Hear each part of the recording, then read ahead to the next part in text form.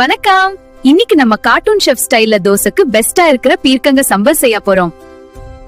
இங்க 2 மீடியம் பீர்க்கங்கை, ஒரு வெங்காயம், ஒரு பெரிய தக்காளி, 2 டேபிள் ஸ்பூன் கடலை மாவு எடுத்துக்கலாம். முதல்ல பீர்க்கங்கை தோல் நீக்கி சிறு துண்டுகளாக நறுக்கிக் கொள்ளலாம். வெங்காயம் தக்காளியும் நறுக்கலாம்.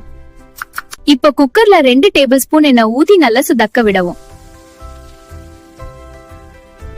கடுகு, உளுத்தம் பருப்பு, கருவேப்பிலை சேர்த்து நல்லா தாளிக்க வேண்டும்.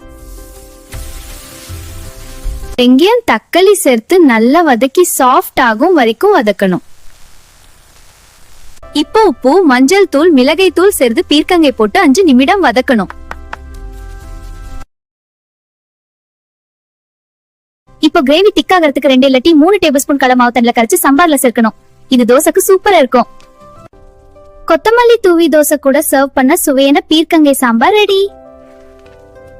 இந்த ரெசிபியா உங்க வீட்ல ட்ரை பண்ணுங்க. டேஸ்ட் எப்படி இருந்துச்சுன்னு கண்டிப்பா கமெண்ட் பண்ணுங்க.